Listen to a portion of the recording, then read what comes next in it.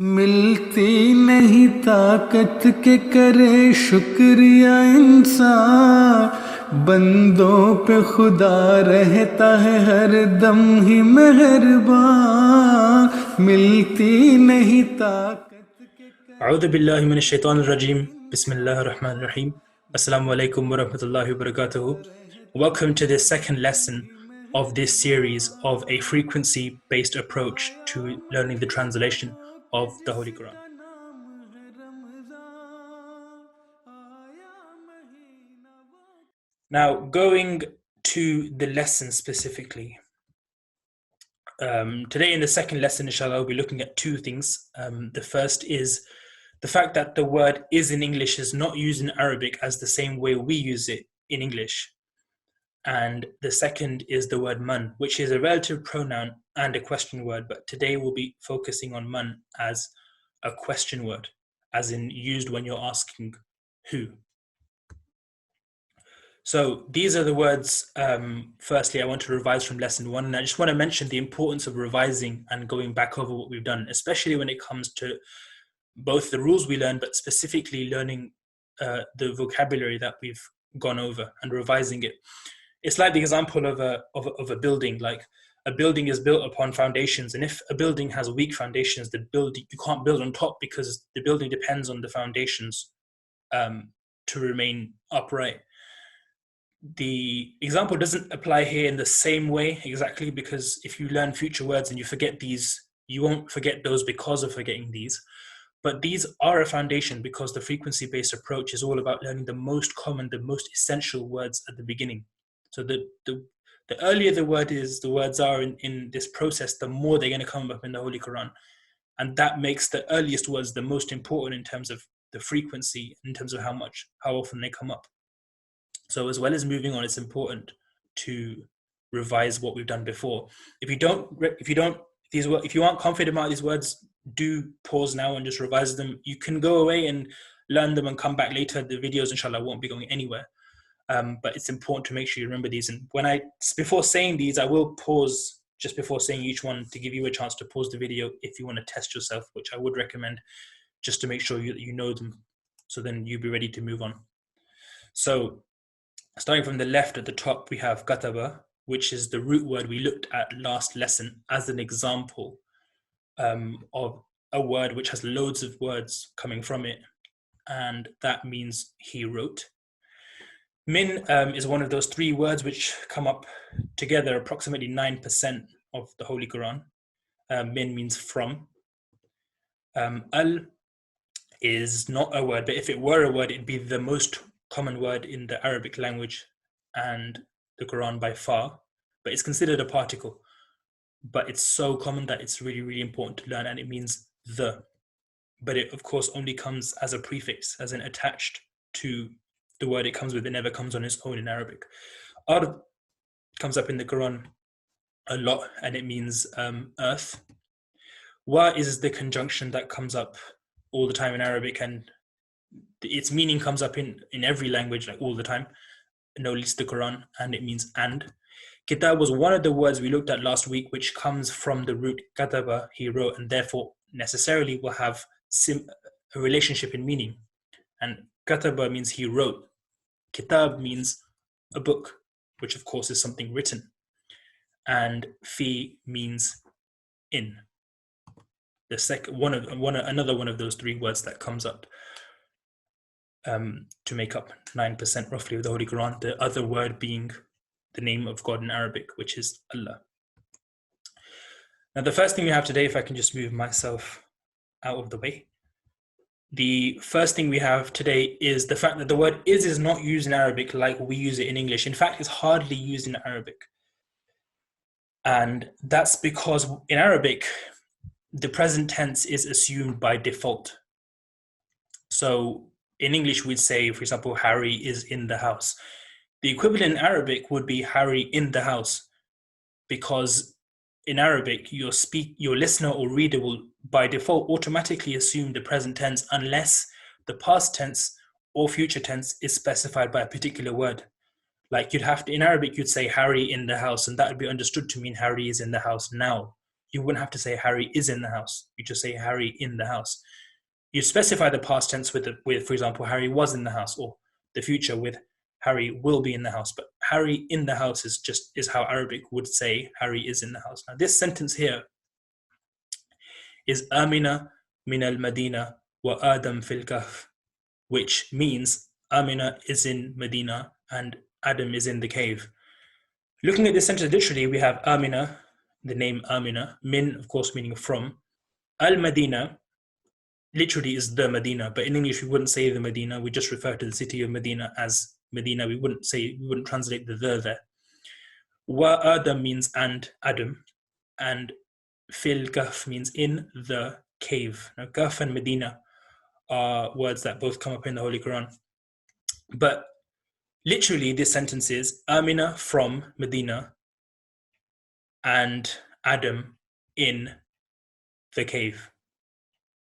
Amina from Medina and Adam in the cave. And that doesn't actually make sense in English, because in English we'd have to include the words is here and is here to make it make sense. We'd have to specify the present tense in English, whereas in Arabic, the present tense would be assumed. So you'll see there's no equivalent for the word is here or here, because you don't need to say it. You'd only need to specify the tense if it was the past or the future.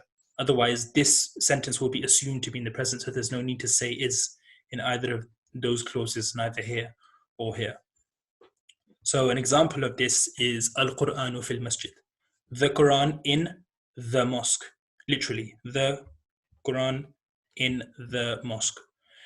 You wouldn't need to say is because of the assumption of the present tense. But in English, you'd have to, if you said the Quran in the mosque, it wouldn't make sense. You'd have to say the Quran is in the mosque.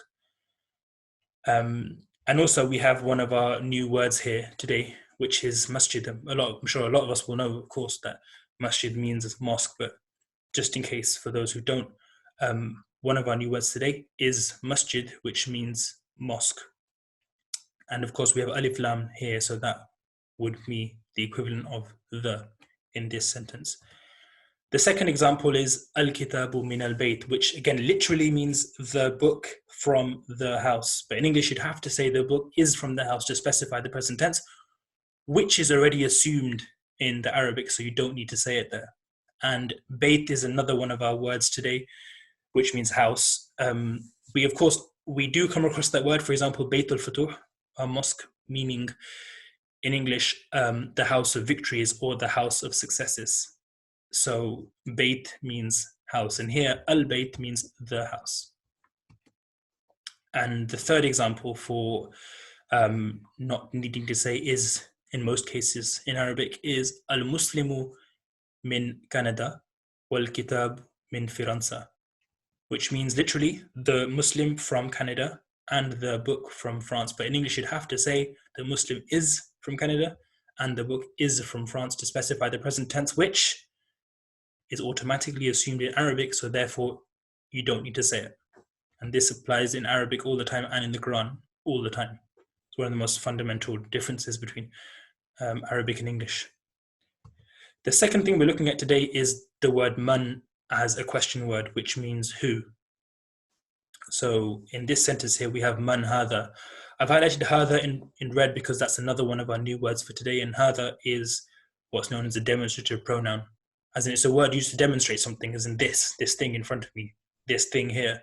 So man hadha literally is who this, as in you can see who this, there's no word in between. But in English, again, why specifying the present tense, we have to say who is this for it to be a complete sentence in English that makes sense. Whereas in Arabic, man hadha, just man hadha means who is this? And the answer would be, an answer, for example, is hadha Ali, this is Ali, which again literally means this Ali, but because of the assumption of the present tense, we don't need to say is, but in English we would say this is Ali.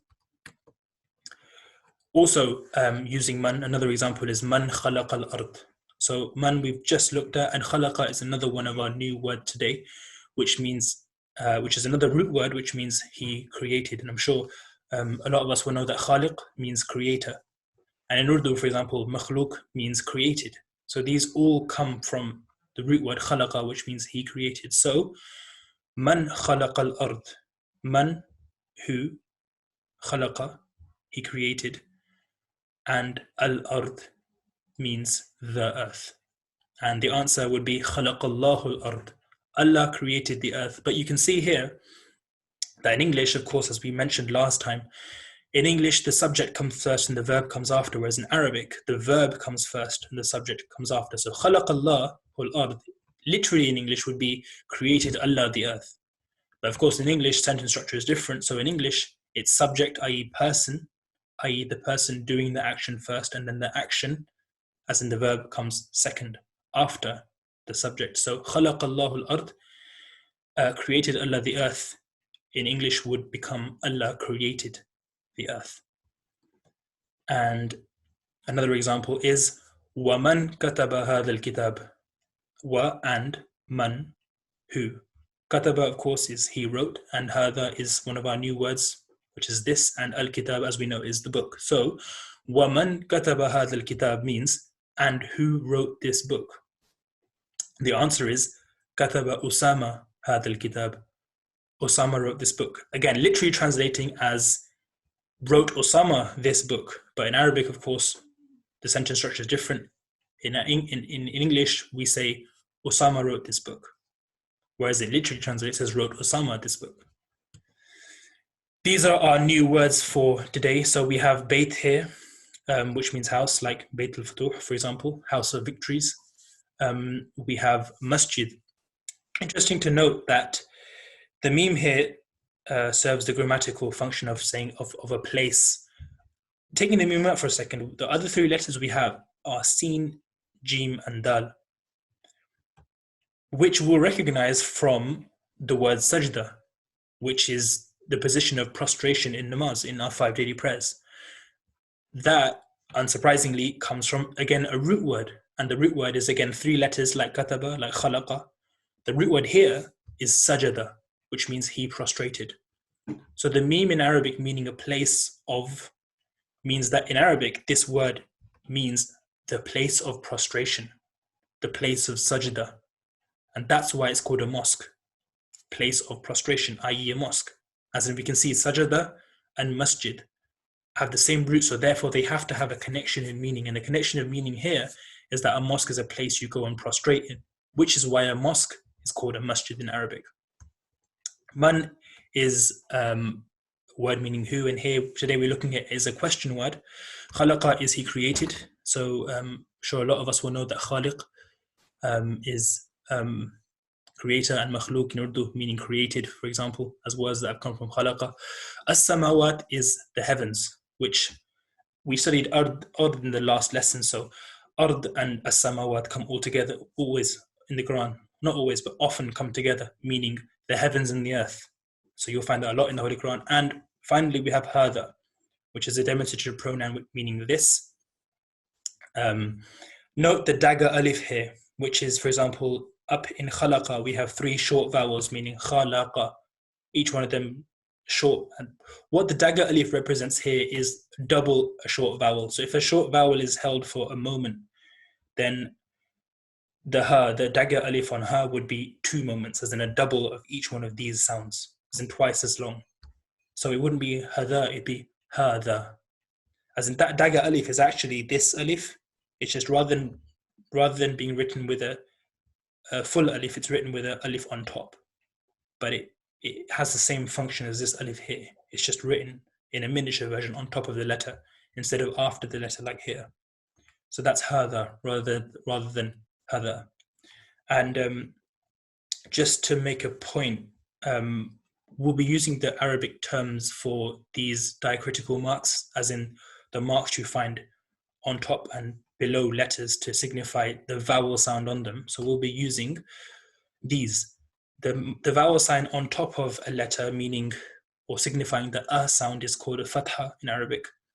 The other primary diacritical mark on top of letters is called the dhamma, and that pronounces the u, or that makes the u sound. And then the one diacritical mark in Arabic that comes under the letter is called the kasra, and that produces an e sound. So do bear these in mind. We'll be using these a lot, inshallah. Now, examples from the Holy Quran. Let's move myself out the way again. to here. We have خلق السماوات والأرض. So already, alhamdulillah, we're translating whole phrases from the Holy Quran. That in itself is a complete Arabic sentence. It's a part of a verse, but if that was to be taken out of the Quran, theoretically, or just grammatically, that is a complete sentence. So this means we've just done khalaqa, we've just done as-samawat. So khalaqa as-samawat means he created the heavens. Khalaqa, he created the root, he created. And as-samawat meaning the heavens. And we know wal ard from the last lesson, which means and the earth. So khalaqa as-samawati wal ard means he created the heavens and the earth. And you'll see that phrase again and again in the Holy Quran. But alhamdulillah, we're already translating a whole phrase from the Quran. Alhamdulillah, which is excellent. Alhamdulillah. هذا البيت means this house. Now, of course, this literally means the house, because we have an alif lam before the word bayt, meaning house. But we would not pronounce the alif, we would not translate the alif lam here. We wouldn't say this the house, we'd say this house. So like with the is example, the word isn't present in Arabic, but we do translate it in English to make sense. In this example, there's something present in Arabic, i.e. the al, meaning the, which we don't translate in English. So that's just how languages work. When you translate between two languages, sometimes you take things away to make for the translation in the target language to make sense. And sometimes you have to add things for the sentence in the target language to make sense. And that's just because every language has its own unique expression and way of saying things. So adding words and taking them away is going to happen a lot. But Arabic being so vast in terms of its meanings, that you'll notice in the Quran, the English sentences are way longer than the Arabic sentences. So the vast majority of times, it's English where we're adding words to compensate for the fact that to compensate the English for the fact that Arabic is so deep and vast in terms of its meaning. We have to add extra words for the English sentence to make sense and convey the meaning of the Arabic verse. Our next example is the mosque, which is al-masjid. Now what we have with al-masjid is, of course, it's a two-part thing. We have the alif lam there, which means the, and then we have masjid, which of course is place of prostration, i.e. mosque. Now here in the translation, it's split up because we have sacred in the middle. Sacred in the verses here, al-masjid al-haram means the sacred mosque. And like in other languages, unlike English, in Arabic, the adjectives comes after the noun it's describing. So this is mosque sacred. But in English, we say sacred mosque. But we'll cover that in the future, inshallah. These things I add like just on the side while talking aren't important. Everything that's important is written down on screen and is mentioned, i.e. the two things we're covering today with is or man as a question word. And those are the main things we're doing, and the vocabulary as well. Other things I mentioned like sajada and Bayt al-Futuh, these are like extra things which if you don't know, it doesn't matter because we will cover those things separately. I won't assume you know Futuh, but the word meaning of Futuh as in victory is just because I've mentioned it once. The only thing is you have to make sure you know are the things that are written down in the presentation and the document and mentioned as either key grammar points or vocabulary. Extra things are just for your information. So if you can remember them, it's great, but if you can't, it's no need to worry because we will mention everything I just talk about separately and it will be specifically addressed in the document and in the presentation, inshallah. So just to focus, because I know everyone's busy, the main priority is the grammar points that we do and the vocabulary that we cover. And we have our last example here, which is man, meaning who, as we've just covered today. So we know that wa means and. So this wa man is and who, and this is Allah asking a rhetorical question here. And who is more truthful in his word than Allah? This phrase is actually interesting. Again, I did not pick it like last time. I didn't pick it because of the extra words. I focused on what I saw highlighted, and that's what I selected this screenshot for. But looking now at the rest of the verse, we have waman, which is and who. Asdaqu, again, ignoring the alif because that plays a separate grammatical function, meaning most, but we'll do that separately. The root letters we can see there are sa, sad, dal, qaf. And of course, in Urdu, for example, sidq means truth, which is taken from Arabic. And we know that one of the titles given to the Prophet Muhammad was As-Siddiq, which is the truthful one, because of his outstanding commitment for the truthfulness for which he was well known throughout Mecca. So Siddiq means the truthful, and Sadaqa, again the root word, like khalaqa was a root word, and sajada was a root word, and kataba is a root word. Sadaqa means to speak the truth. He spoke the truth. And here it's the same meaning when it says, and who is more truthful in his word than Allah. And even the words after that, min Allahi haditha. Min means from. Here, min is also used in Arabic to mean than. But we're not doing that meaning at the moment. At the moment, we're focusing on min meaning from. But again, you already know that word. You do know that word. It's just there's another sense of the word. In English and in other languages, words have different senses. In Arabic, no least. So, but we do know the word min already. It's just being used in a different sense here. Allah, of course, we know is the proper name in Arabic for God. And haditha at the bottom of the screenshot on the second page of the document is hadith, which we say for hadith, plural ahadith, the sayings of the Prophet Muhammad sallallahu alaihi wasallam. We already know the word hadith because we know that those are the statements and the sayings of the Prophet Muhammad sallallahu alaihi wasallam. And again, we have here, and who is more truthful in his word? Hadith means word, it means statement, it means saying.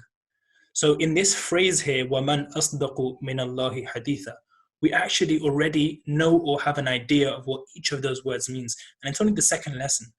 So I can't be the only one really enthused by this idea, and just grateful to God, his blessing of the Holy Quran, that it teaches us so much. It's the guide of your entire life, and you spend an entire lifetime acting on the Holy Quran, and you'll never be able to fully fulfill each one of its injunctions in the way that the Prophet Muhammad sallallahu alaihi wasallam did, or the promised Messiah, peace be upon him, did.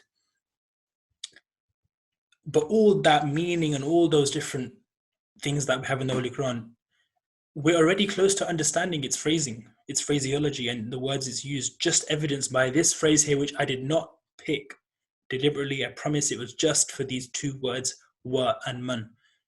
It's just a blessing of the fact that we know we have vocabulary, we know things like hadith, we know Allah, of course, and as Siddiq. A lot of us will, of course, know that that was the Prophet ﷺ's title, and we've studied min already. So that's just evidence of the fact that we're closer than we think. Inshallah, with the prayers, dedication, application, inshallah, this won't be difficult, inshallah, if I can teach you properly. So please do pray.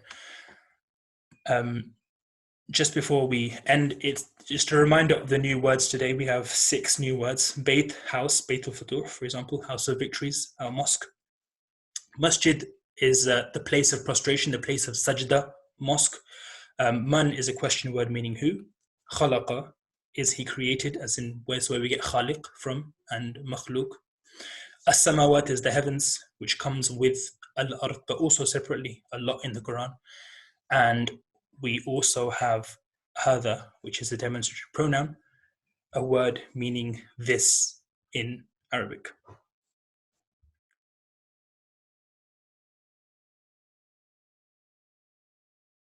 Other than that, please remember today's words, and also remember the words from the lesson before. These words at the beginning, because of the frequency-based approach, are essential words, because words later on in the Holy Quran that we'll study, inshallah, don't come as much as these. So while we start off with what's more basic in terms of grammar, in terms of vocabulary, we're starting off with what's more important. The words that we study now are more important than the words we study later on, just because they come up way more in the Holy Quran, which is what the frequency approach is all about. So please remember those words, remember the grammar points we've done today, 2 of them, as well as the ones we did in the last lesson.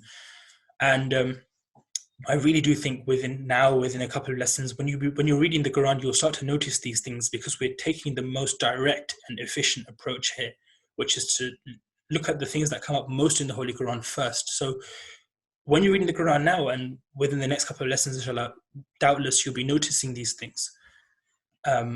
Inshallah, that will be like a sign of and a taste of what's to come in terms of looking at the Quran and studying it in a way that's making the most amount of it accessible within the quickest time possible. So please pray that I can teach properly. And if you have any questions, do let me know. And inshallah, with prayers, application, and dedication, this well, firstly, I need prayers, application, dedication to try and explain this, and also please also do pray for yourselves and for me and for everyone that we can actually do this and make this project a success, inshallah. Jazakumullah. Ahsanul jaza. Assalamu alaikum wa rahmatullahi wa barakatuh.